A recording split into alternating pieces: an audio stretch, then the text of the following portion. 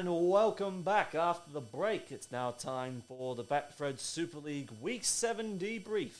My God, almost 2 months into the new campaign, and the table has taken dramatic shape as it is. And we begin that focus with the Lead Leopards up against the Wigan Warriors. Yes, we do.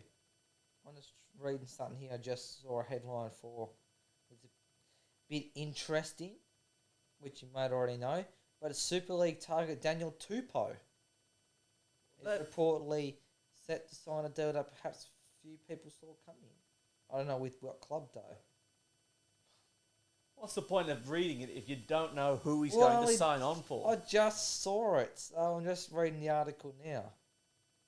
There was the speculation that Patrick Herbert is imminently going to link up with the Catalan Dragons. I think Matt Shaw was reporting in the Examiner that an imminent deal, because they got the 20 and the 21 squad numbers vacated for 2 more signings, and Catalan could really look to stiffen up their outside back stocks. Well, apparently, according to this, he's set to fight. Tupou is set to fight for his place and sign an extension with the Sydney Roosters, despite interest on Super League sides. But the only club name I can see is St Helens chief executive Mike Rush had previously revealed the 31-year-old Tupou was offered to the club and that there was interest. Was offered, so the offer doesn't stand anymore.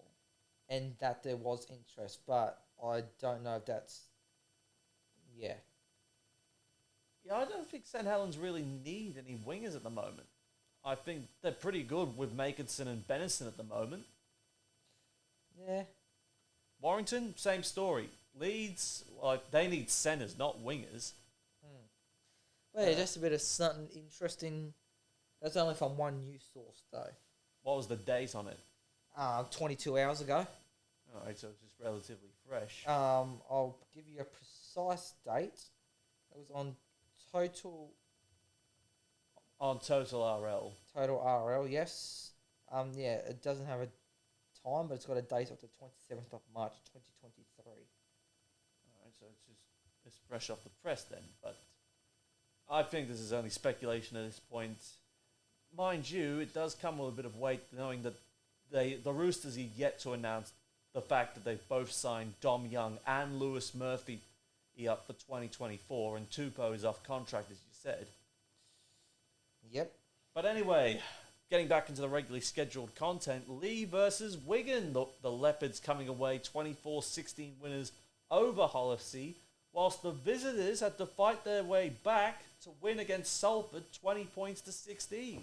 All right, where do you want to start at first? Let's actually start with Salford. Of course you do. We got to start with the result of the visitors before jumping to the home side. Yes, I suppose we have to. So what was going through Salford's mind when they jump out to an unlikely 16-8 lead over the Wigan Warriors? I was going to say 16-8 was half-time, was 8-all, but yeah, in the second half, you mean, yeah. Well, I thought, holy shit, we actually might win something against a top side like Wigan, but no, that didn't happen. What about the legs on Ken Seo? With the long-range intercept try that was gifted to him. I'm pretty sure it was Harry Smith that was trying to go long, but he only found Seo a little bit shorter of his target and just took off. We saw Seo go long range a few times last season, so it's nothing new to him. Nothing new to Salford. Well, yeah, nothing new to Salford though, but he's still got it in him, Ken Seo. Was it Briley or Croft that was covering the most ground before setting Seo up? Just looking at the stats right here. I believe it might be Briley. Give them the try assist. Oh, well, they both gave him a try assist anyway, and then it was Mark Sneed just slotting goals over from the sideline that made the difference. Also, it wasn't a big enough difference. But I tell you what, the fight back from Wigan was exquisite. No, it wasn't. It wasn't fun. It wasn't fun for you, it was fun for me. Of course you are. Of course you say that, sorry. It was absolute madness. First, your soft underbelly defence that allowed Bevan French to jump in from dummy half, who started all this, and then he backs it up again later on. He starts it and he finishes it, Bevan French, a standout player for the Wigan Warriors. 2 tries, 185 run meters, 11 tackle breaks, 3 line breaks, and a single offload. So that means on 11 occasions, Salford failed to put him to ground. Yep. And then the champagne on top, Toby King going in that really elevated the result in favour of the Wigan Warriors. I mean, they were down, but you didn't put them to bed. Oh, no. Like, you never count Wigan out, even if they are level at the break or down at some point throughout the match. You never count them out. It's just... Well, it was good on them. Credit to them for coming back. But Salford could have gone on with that match. Could have, should have, but didn't. And, of course, on the other end of the spectrum, the Lee Leopards looked very convincing against the Black and Whites. Davy Litton was just the ultimate target, I reckon. Yeah, it seemed to be that way. I mean, I was going to say, when I saw that the Leopards won, I thought, wait, what? The Leopards actually won? But then you just said in the break that it was against Hull FC, so... And Hull are suffering just as bad as Casford are at the moment. Yeah. But Hull had to do a comeback mission. They were down by 10 at the break. It was far from enough. And Josh Charnley, he is a man on a mission at the moment when it comes to tries. Once again, being the standout for the Lee Leopards, 3 tries, 117 run meters, 6 tackle breaks, 3 line breaks, and a single offload. Another hat trick to his credit, turning into an ultimate try-scoring weapon for Lee at this point. Yeah. It's a good signing from him in the off-season. Well, amongst the other 9 that joined him. Yes, but he's been one of the best signings for him so far. I suppose you could say that. Most consequential, I'd say.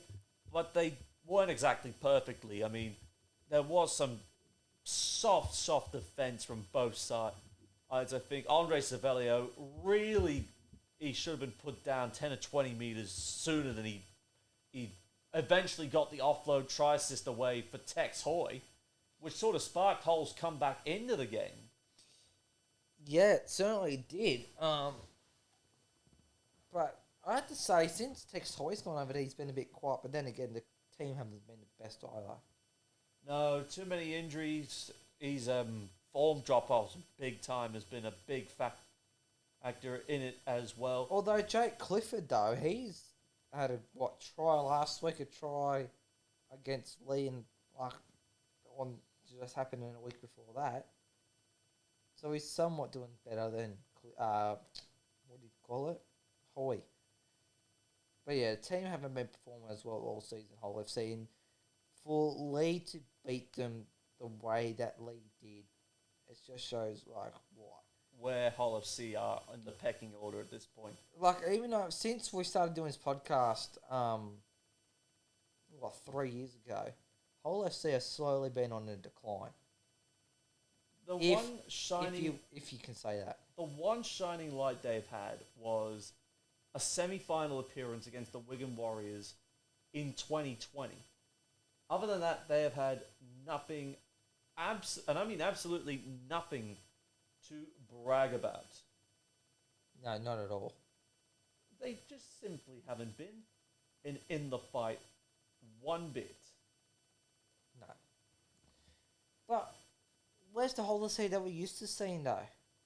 Well, I think more to the point, we are seeing Lee on a mission to really right some wrongs of their previous attempts. Because I'm looking at the results from practically same time last year, thereabouts. Well, Lee were in a championship? No, the last time they were in Super League. They were 9-7 in 2021 from the first 7 rounds, and only managed 2 wins. One in round 20, the other in round 24. They have now gotten more wins in the same period of time. They've bettered their 2021 results by a game already, and we're only 7 rounds in.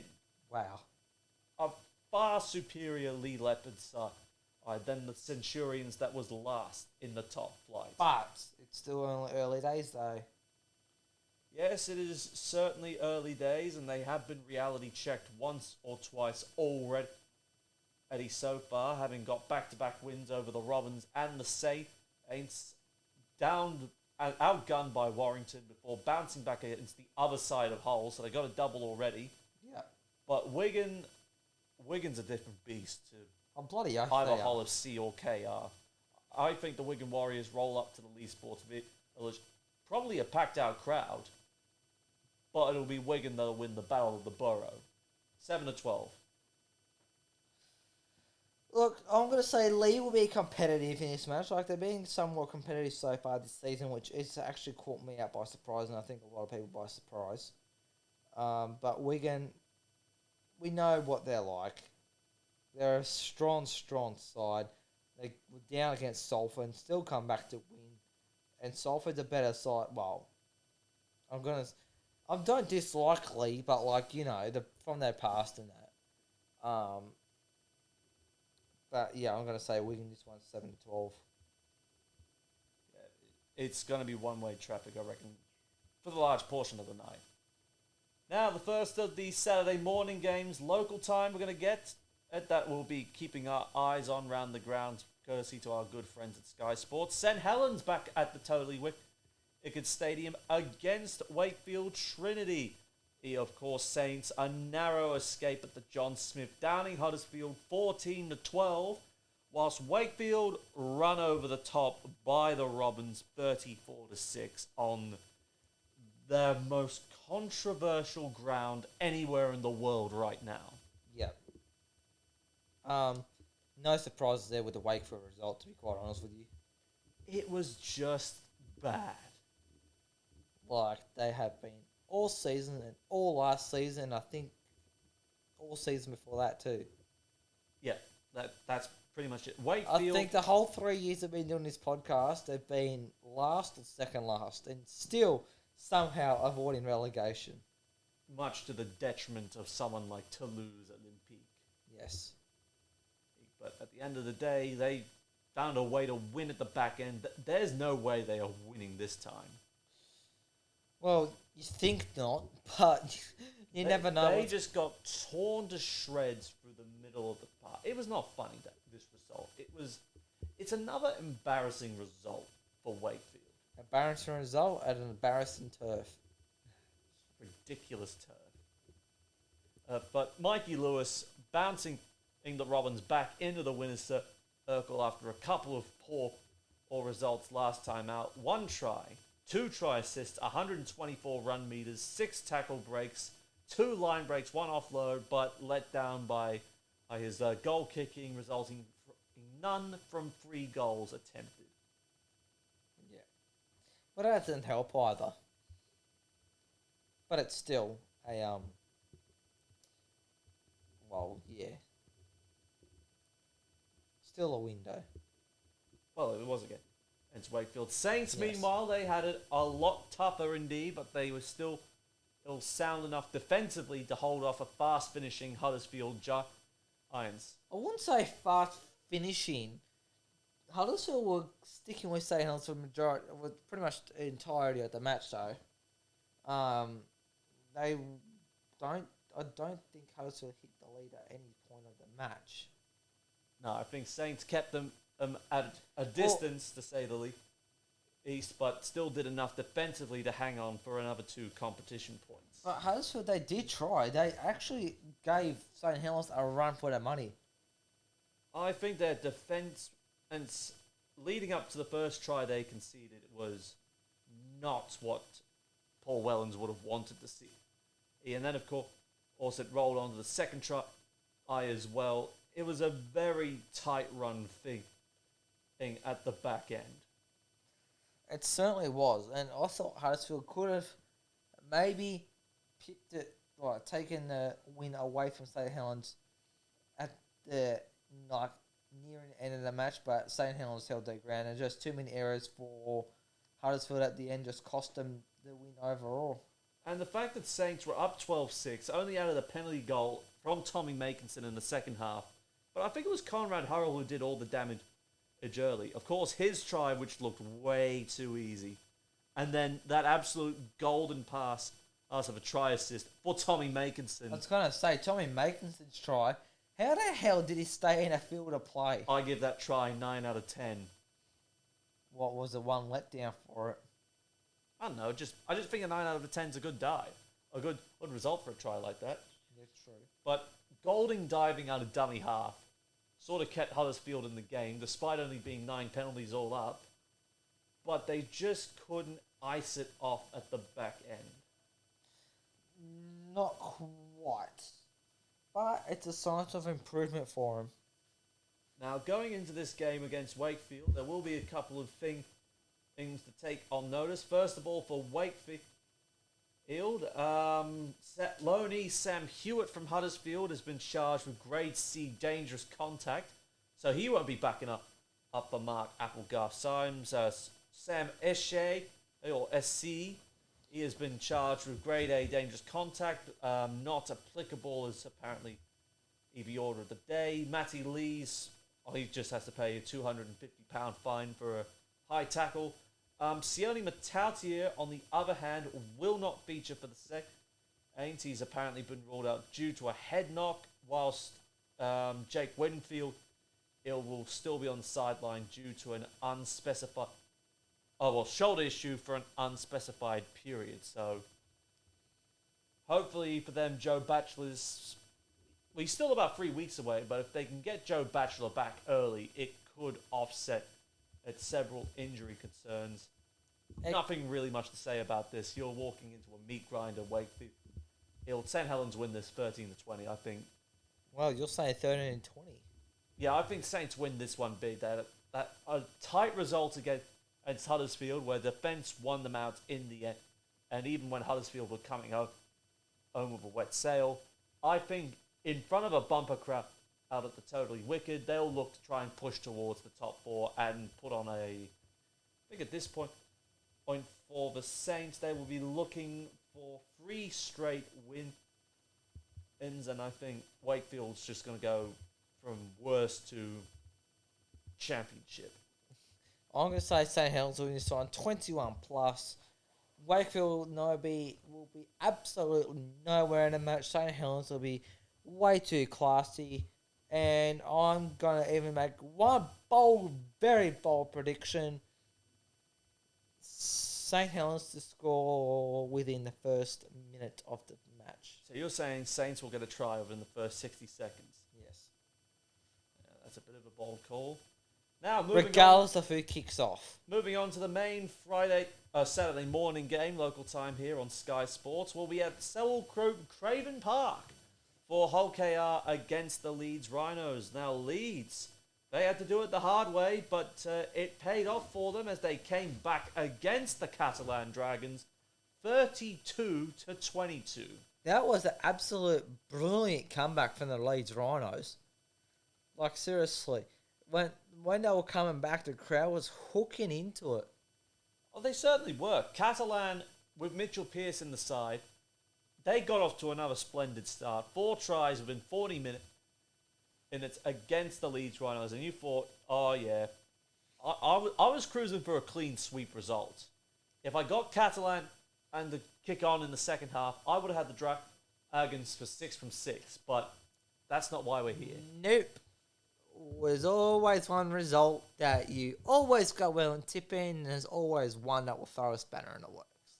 One that indeed threw a spanner into the works, as with 3 major injury concerns for the Catalan Dragons, a triple injury blow that they have suffered in that game. It's not like that they need it. Mikhail Gudamon, Ben Garcia, and Tyrone May, all casualty is in that lock. Osgudamon for a HIA, so will not back up against Castleford. Same with Ben Garcia, he will not be there either. As for Tyrone May, he suffered an ankle injury that saw him leave Headingley in a moon boot. Yeah, that could be depending on the severity of it. 3 or 4 weeks or 4 to 6 weeks, depending on the severity of it. On top of that, Tom Davies has avoided suspension for a grade A dangerous contact charge.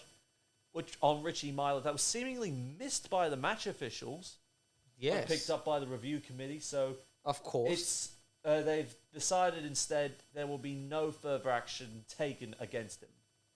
Yeah, right. So he was probably a bit lucky to avoid. Well, if the match officials missed it, well then, yeah, he's got off pretty well. But there's always a match review committee that will always pick it up. Yeah, it certainly is. But You can't hide with all the cameras being around nowadays.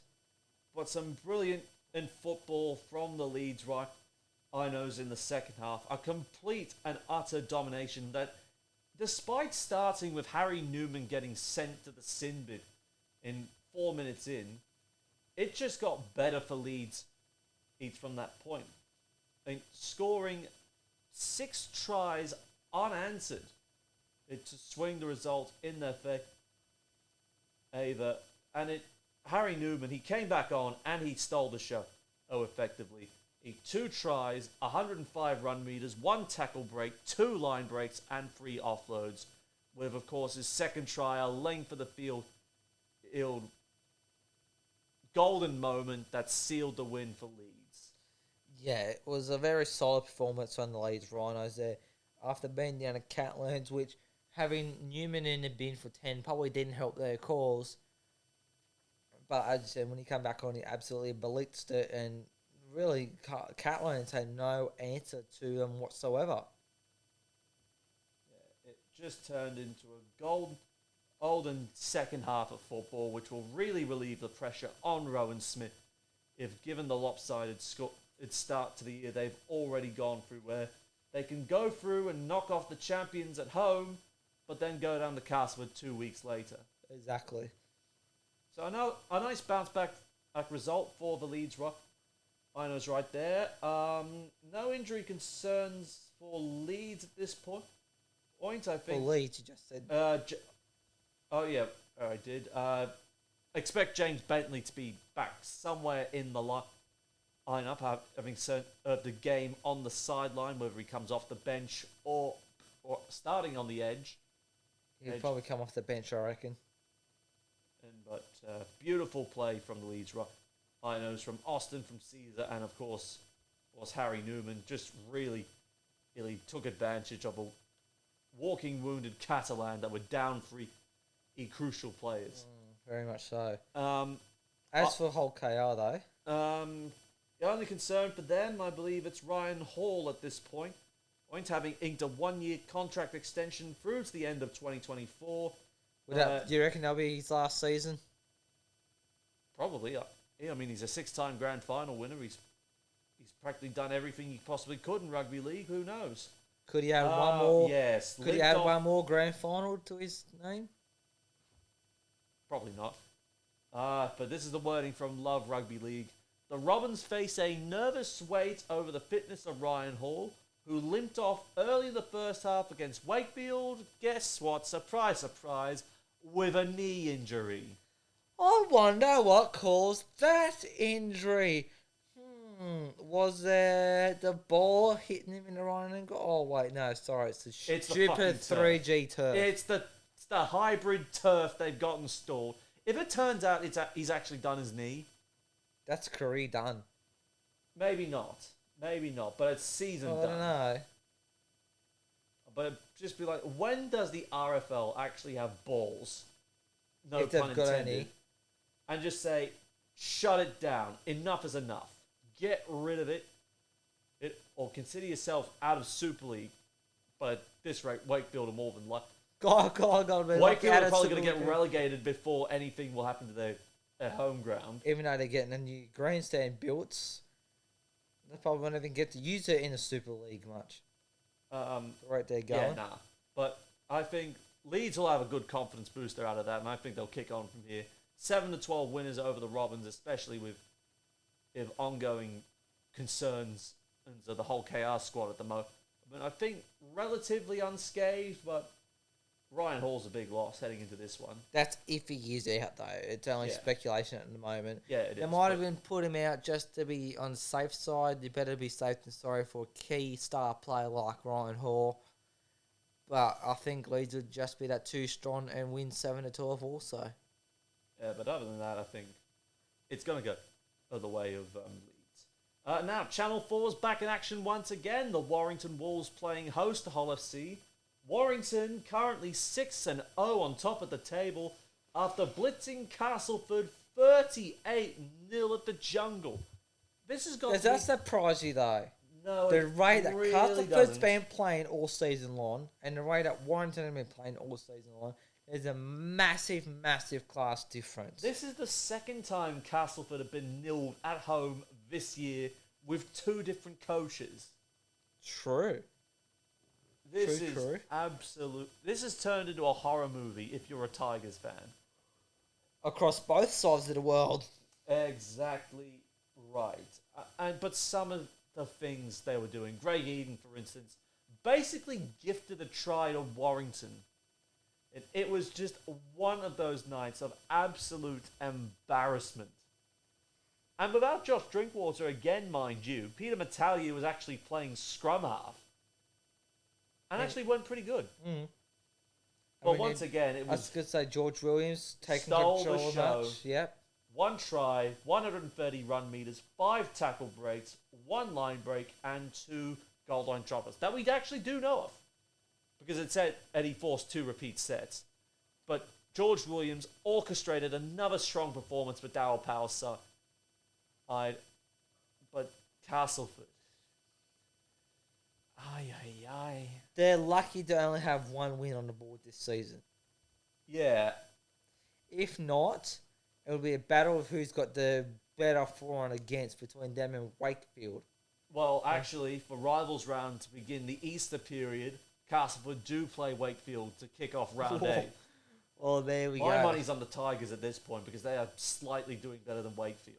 We'll see what the results pan out this week before we make any calls on that whatsoever. Just one concern for Sam Cassiano.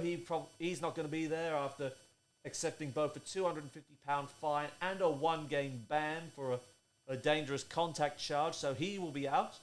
But I think at this point, Josh Maguire's nearing a return, maybe at least another week or 2 on the sideline before he actually gets recalled into the pack. Wasn't that from his suspension, I Yeah, believe? I Yeah. think he might actually be close. How many weeks was it? 7? 8? I thought it was 6. 6 weeks after he got red carded in round 1. Well, obviously should have been back this week then. He might be pretty close. If not this Injury week, news next. for who's on the front for Warrington. Darryl Clark is getting scanned on his knee at the moment. He was forced off in the first half, so I would expect Danny Walker to continue at dummy half in his absence and a More than rookie to be likely. on the bench. And Josh Drinkwater was a surprise exclusion from the trip to the jungle. Or apparently he failed to complete the captain's run heading into the game. So that's why we saw Pete Matalia line up in the halves. According to the Warrington Guardian, it was not serious for Darryl Clark. It was simply a case of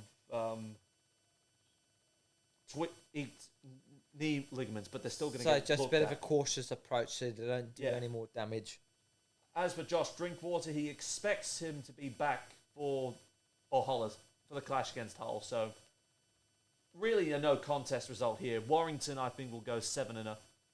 Even if there's no Cassiano, who has looked half decent at loose forward starting, Warrington are just in a rich purple patch at the moment, and they will go 7-0, Well, really, what's your margin? 13-20. Okay. Look, Warrington are doing a lot better than what everyone had. Well, not everyone. I myself had them in the bottom half of the table. Stupidly. Well, last year they weren't going that brilliant either. But this year they are absolutely flying high. But They're not getting ahead of themselves. That's the important thing. I was going to say, the question is though, have they gone too hard too early? Or are they actually going at a really steady pace and it could make a difference come the end of the season? Only time will tell. But against Hull SC, who haven't been, been not so good, I'm going to say Warrington win this one 21 plus. It'll be a no contest whatsoever. George Williams will bag 2 tries and set up 4. That's a pretty bold statement. At the rate he's been going at the moment, it is I possible. think Matt Duffy's more likely for a hat trick at this point than Williams basically dominating once again. Well, what I say? Williams 2 tries and set up another 4. Anyway, moving on to the south of France, we have the Catalan Dragons up against the Castleford Tigers. Of course, Catalan, and with those 3 injuries as mentioned, still no word on when Sam Tompkins will be back. Either we will see Sejar Rouge back in the house, or maybe Adam Kieran will move to stand off with Pierce there, and then probably... Well, Kieran and Pierce are in the halves. They have played with each other before. Don't At the believe they Roosters? have. No, I think different periods at the Roosters. That was very close to each other, though. I could be wrong. No, I don't think it was. Anyway, but I say it'll be Adam Kieran and Mitchell Pearce in the halves. I don't know where Castleford go from this. It's myself. Well, they can only lose 1 position and gain, another 10. Well, Adam Milner is going to be on the sideline for a match, so he's not going to be there. And apparently there's ongoing injury concerns, I believe, surrounding Paul McShane and Liam Watts at the moment. Well, it doesn't help. And so 2 key players, as it does not play into their favor one bit, apparently. And Nathan Massey as well has potentially suffered a fractured eye socket. Ooh. So that's, yeah. That's at least 2 McShane months. forced from the field with a dead leg. I don't know what that means, but anyway. So these are just the injuries the Tigers suffered in that 38-0 loss.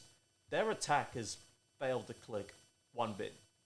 Oh, bloody There hell, has not been a single appearance. Well, there's only one where they actually registered more than 2 tries. And that was against Leeds. Yeah, but they have not passed double digits in every single other appearance. 2 donuts and single-figure margins where they've scored and lost. Like 4 or 6 or something like that. Yep. Yeah, but 3 big outs. Massey out. McShane out apparently with a dead leg, whether he backs up or not. And Liam and Watts with his left arm in a sling. Or left with his arm in a sling with an AC joint issue. It's just a horrible, horrible year for the Tigers. Catalan bounced back. Oh, bloody oath. 7-12. 13-20, Catalan's favour. Castleford, again, are going to be a no contest. It is a no contest, I reckon. But those injuries just rattled off, was that just picked up from that last game last week? Yeah. That's shocking. They've got no chance. Widdop's gone there, and well, they've gone backwards. Pretty much. And even with Jack Broadbent as well, Jacob Miller, the other 2 major signings Castleford Yes. made, it hasn't worked out either. No. Makes you wonder when Danny Richardson's going to get a recall, because it seems nothing's working at the moment for Andy Last at the Jungle. The same fashion it didn't work out. How long has he got left as coach? Could we see him go as the next coach?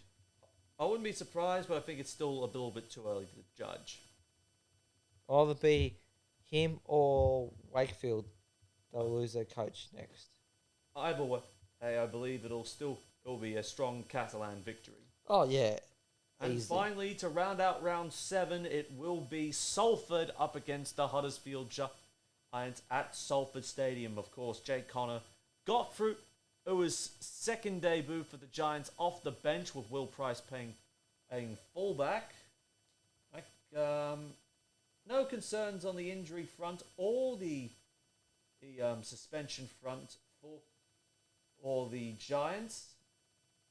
And so Well, that's smooth sailing there.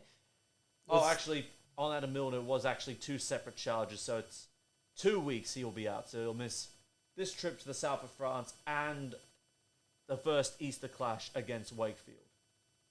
Well, there we go. But yeah, Huddersfield, they're flying under the radar, like low-key, Kevin low-key, which is what they're pretty good at, I have to say. not really setting the world on fire, but chipping away at it, like being consistent, if what we could say. well, you could say they have done enough to keep in touch with the top six at this point.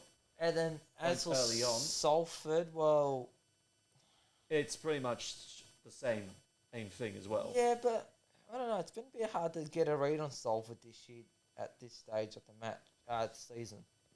Well, Huddersfield now coming into their sixth game, of course, round one, still yet to have a rearranged date. So they're still a game down, but the fact they can still possibly level their campaign off at 3-3 from 6 games says a lot. And there is a lot of potential in Ian Watson to really cause a boil over against the Salford side, currently inside the top 6. There you go. But look, Salford would have been hurting after going down to Wigan when, once again, they were in a position to really challenge a top side. They had it, like Warrington, they got out to a big lead that could have been very consequential, but they let it slip at the end. As normal. I Which shouldn't has say been a as theme normal, at but this yeah. point. Yes. I think Jake Connor might start this week, or it could be the case he's off the bench again. But if Theo Farge is back in the lineup, that's a big in for Huddersfield. Bloody oath it is, and that's going to be... Same story with Waller here. If they are both back, Huddersfield win it. And if not, I still think Huddersfield win this. I think they'll be disappointed, but they went down to Saints, but they'll also be buoyed that they were in striking distance of coming up clutch. So I think Huddersfield win a more competitive game, 1-6. It's in Greater Manchester. Yeah, I'm going to say Huddersfield win this one as well. I think I'll write the margin as... What do I have the margin as? 7-12 in favour of Huddersfield. It's just a little bit hard to get a read on Salford at the moment, where it's a bit more easier to see where Huddersfield are at compared to Salford.